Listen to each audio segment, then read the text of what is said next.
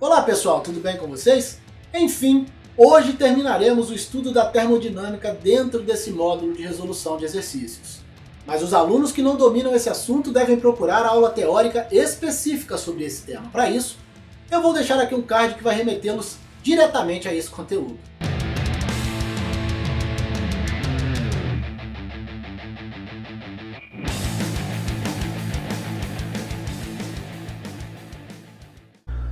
Bom, vamos ao nosso primeiro exercício de aplicação. 4 mols de moléculas de um gás ideal a temperatura inicial de 60 kelvins são levados à temperatura de 140 kelvins sob pressão constante. Calcule o trabalho realizado pelo gás, sabendo que a constante universal dos gases é R aproximadamente 8,3 joules por mol e Kelvin. Bom, algumas informações preliminares importantes. Ele disse aqui que o gás está sob pressão constante. Isso significa que P1 é igual a P2, ou seja, ambos iguais a P. A pressão não varia durante esse processo. A gente sabe que P2 vezes V2 é igual a nRT2. A gente também sabe que P1 vezes V1 é igual a nRT1.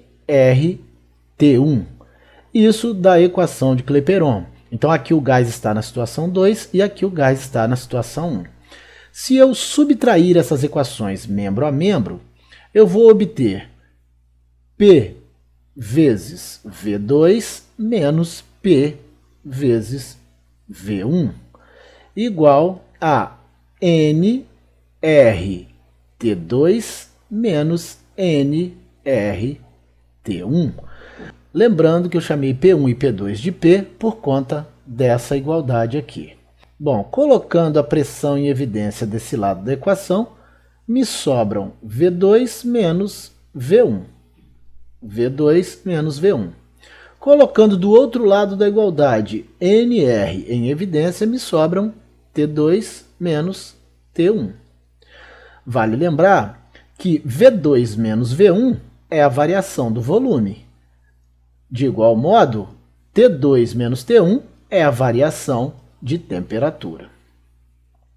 A gente sabe também que o trabalho é dado pela pressão vezes a variação do volume, que está aqui. E aqui em cima nós estamos dizendo que a pressão vezes a variação do volume é igual a nR ΔT. ΔT nós podemos encontrar. Isso porque nos foi dado a temperatura 2 e a temperatura 1. Vamos ver? Temperatura 2 menos a temperatura 1. Temos aqui a temperatura 2, 140. Menos a temperatura 1, 60. Logo, a variação de temperatura é de 80 kelvins. E por conta disso, eu posso voltar aqui e fazer as substituições para encontrar o trabalho realizado pelo gás. Porque agora eu tenho N, que é o número de mols, 4, está aqui, 4. Tenho R, que é a constante universal dos gases ideais, 8,3. E acabamos de encontrar a variação da temperatura, que é 80. Fazendo essa multiplicação, eu vou encontrar um valor para o trabalho aproximado de 2,6 vezes 10 à terceira joules. Conforme eu fiz no slide anterior, aqui a pressão em evidência, NR em evidência, me originando essa equação. Aqui o cálculo da variação da temperatura. E aqui o cálculo do trabalho, o cálculo aproximado do valor do trabalho executado pelo gás, que é de aproximadamente 2,6 vezes 10 à terceira joules.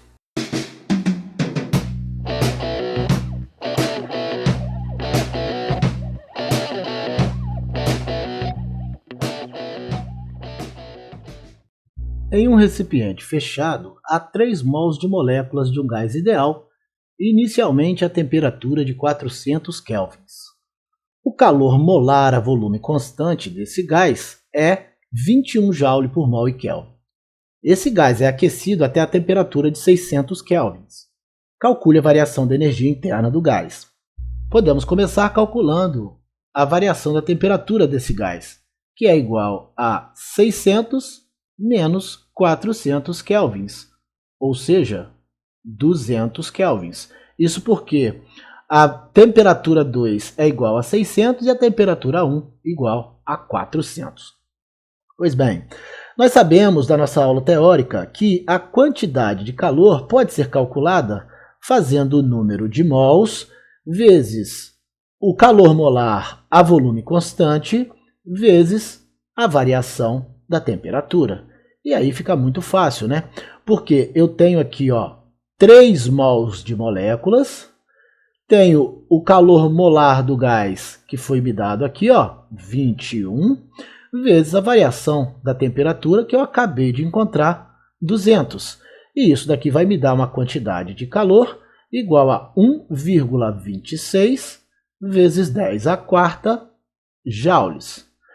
Mas o problema, na verdade, não me pede a quantidade de calor, ele me pede a variação da energia interna do gás. Da primeira lei da termodinâmica, a gente sabe que a quantidade de calor é igual ao trabalho somado à energia interna do gás. Mas como esse processo é a volume constante, com volume constante nós temos o trabalho igual a zero. Logo, a quantidade de calor será igual à variação da energia interna do gás, ou seja, a variação da energia interna do gás será de 1,26 vezes 10 à quarta joules. Conforme demonstrado no slide anterior, aqui a variação de temperatura, aqui a quantidade de calor.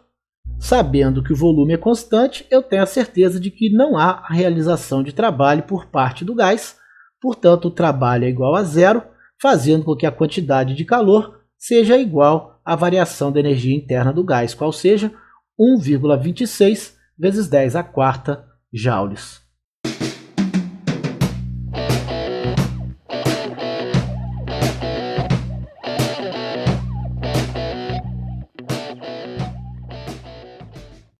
Dentro de um cilindro munido de êmbolo móvel, há 8 mols de moléculas de um gás ideal, ocupando um volume de 200 litros a temperatura de 400 kelvins e sob pressão de 1,3 vezes 10 à quinta pascal.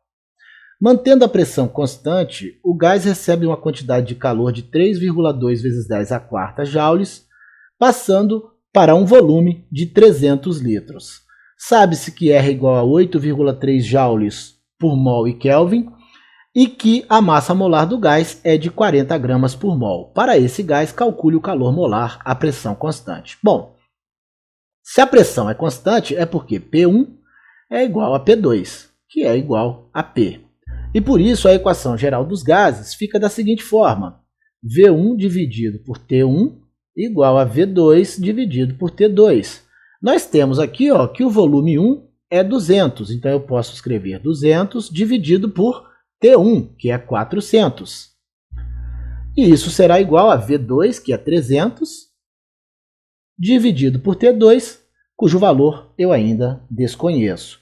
Eu posso fazer essa simplificação aqui, isso vai dar 1 sobre 2, e fazendo o produto dos meios pelos extremos, eu encontrarei uma temperatura 2 de 600 kelvins. Então eu posso colocar aqui, aqui a temperatura 2 é igual a 600 kelvins. Bom, de posse dessa informação, eu posso encontrar a variação da temperatura, que é T2 menos T1. Como agora eu tenho o valor de T2, que é 600, basta eu subtrair de T1, que é 400, para encontrar uma variação de 200 kelvins. De fato, a temperatura era de 400 kelvins, foi para 600 kelvins, uma elevação de 200 kelvins. Eu sei da aula teórica que eu posso calcular a quantidade de calor fazendo o número de mols vezes o calor molar sob pressão constante vezes a variação de temperatura.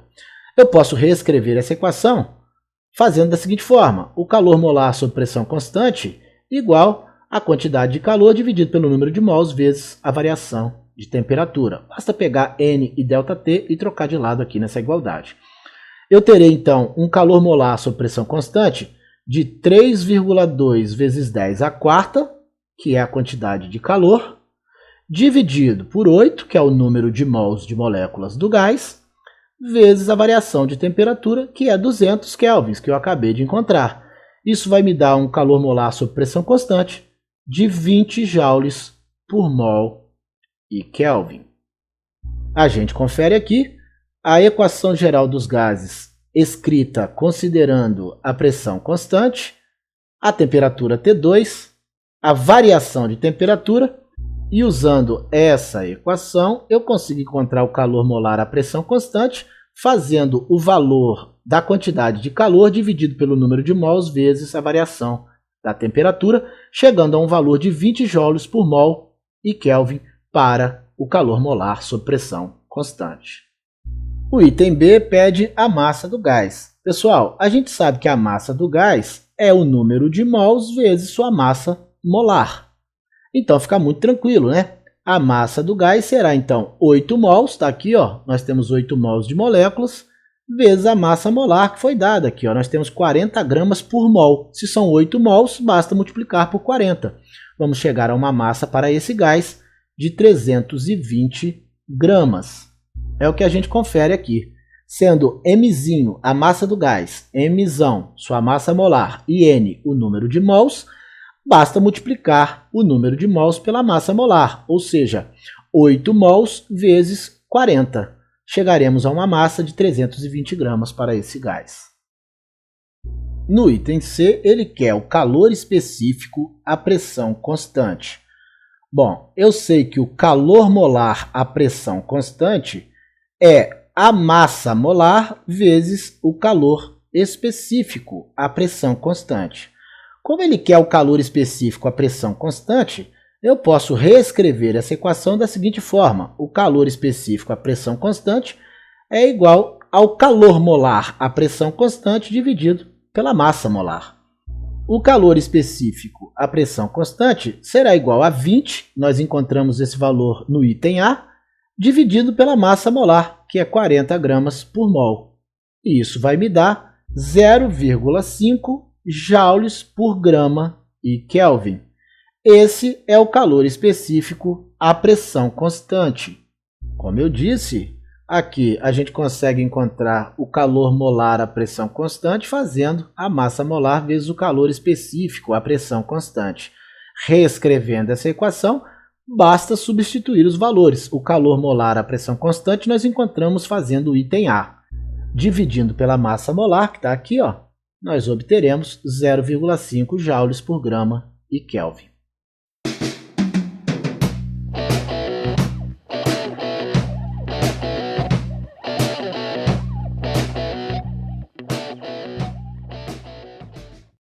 Um gás ideal está inicialmente ocupando um volume de 1 litro, a temperatura de 300 kelvins e sob pressão de 9,6 atm.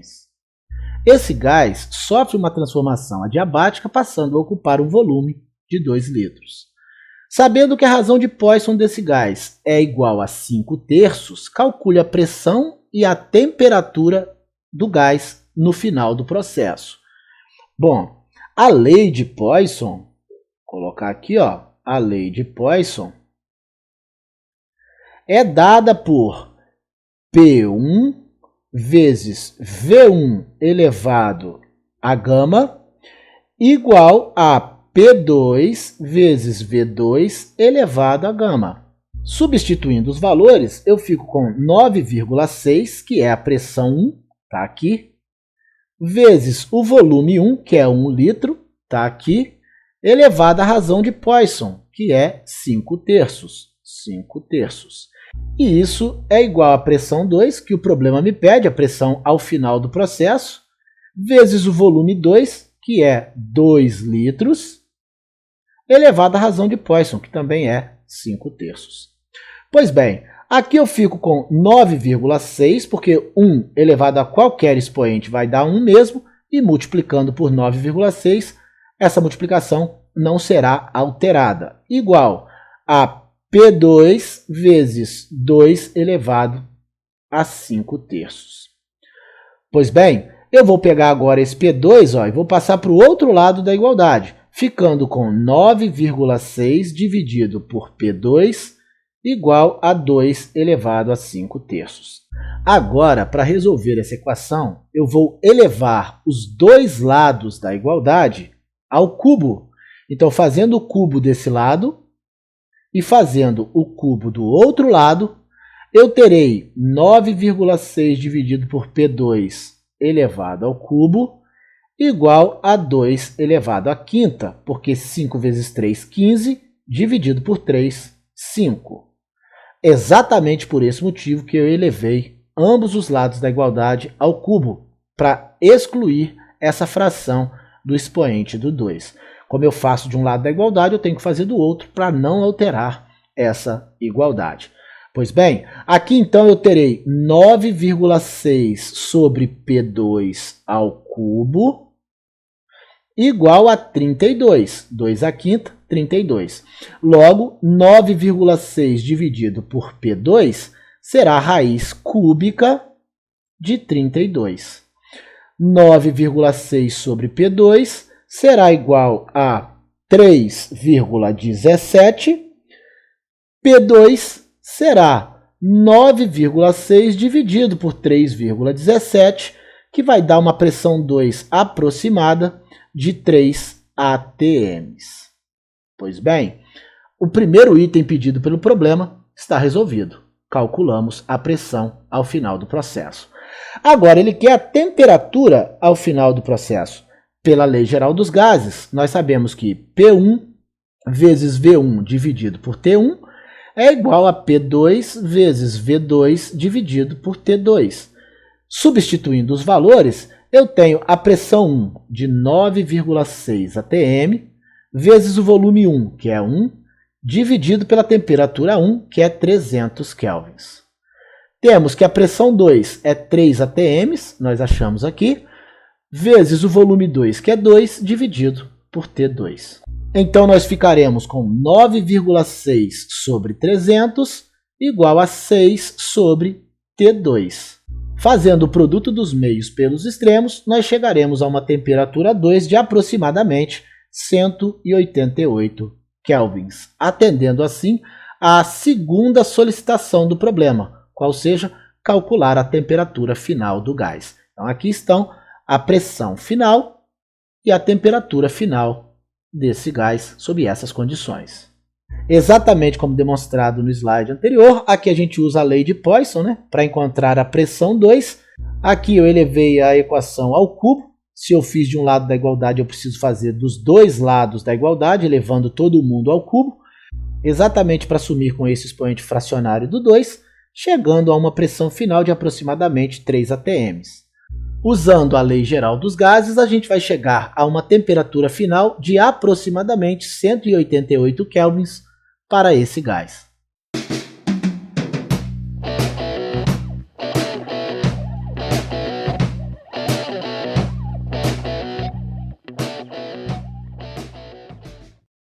Uma máquina de Carnot funciona entre duas fontes de calor a temperaturas TF igual a 300 kelvins e TQ igual a 400 kelvins. É a temperatura da fonte fria e a temperatura da fonte quente.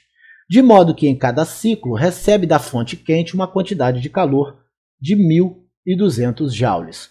Calcule o rendimento dessa máquina. Pois bem, como se trata de uma máquina de Carnot, eu posso encontrar o seu rendimento fazendo 1 menos a temperatura da fonte fria dividido pela temperatura da fonte quente. Então, eu terei um rendimento de 1 menos 300 dividido por 400. Afinal de contas, TF é 300 e TQ é 400. Então, eu terei um rendimento de 1 menos 3 quartos, que vai me dar um rendimento de 0,25 ou 25%.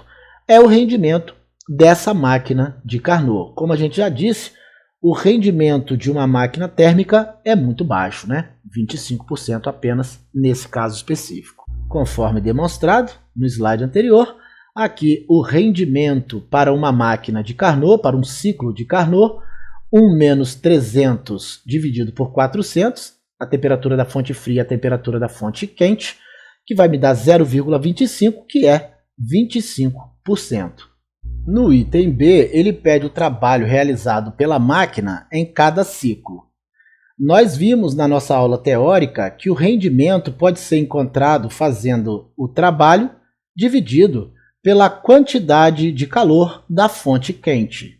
Então eu posso reescrever essa equação fazendo o trabalho igual ao rendimento vezes a quantidade de calor da fonte quente. Como encontramos no item A um rendimento de 0,25, basta multiplicar pela quantidade de calor da fonte quente que nos foi dado, 1.200.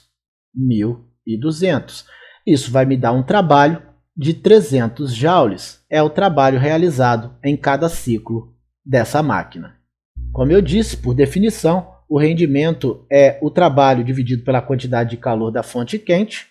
Posso reescrever a equação fazendo o trabalho igual ao rendimento vezes a quantidade de calor da fonte quente. Como eu encontrei o rendimento no primeiro item, no item A, que é igual a 0,25, basta multiplicar por 1.200 para chegarmos a um trabalho de 300 joules. Por fim, o nosso último item do nosso último exercício de aplicação, ele quer saber o calor enviado para a fonte fria em cada ciclo. Nós vimos na nossa aula teórica que o calor da fonte quente ou será transformado em trabalho ou será enviado a uma fonte fria, o que eu vou chamar aqui de quantidade de calor da fonte fria. Por isso, eu posso reescrever essa equação fazendo a quantidade de calor da fonte fria igual à quantidade de calor da fonte quente menos o trabalho. Com isso, eu consigo descobrir o valor da quantidade de calor enviada à fonte fria fazendo 1.200 menos 300. Afinal, encontramos o trabalho no item B desse mesmo exercício. Isso me dá uma quantidade de calor da fonte fria de 900 joules. Como demonstrado anteriormente, a gente consegue calcular a quantidade de calor da fonte quente fazendo o trabalho mais a quantidade de calor da fonte fria. E por isso eu consigo encontrar a quantidade de calor da fonte fria fazendo 1.200, que é a quantidade de calor da fonte quente, menos o trabalho, o que vai me dar uma quantidade de calor da fonte fria de 900 joules. No nosso próximo encontro, dentro desse módulo de resolução de exercícios, nós vamos dar início ao estudo da ótica geométrica. Para isso, vamos começar falando dos princípios da ótica geométrica. Eu aguardo vocês, um grande abraço a todos e até a próxima.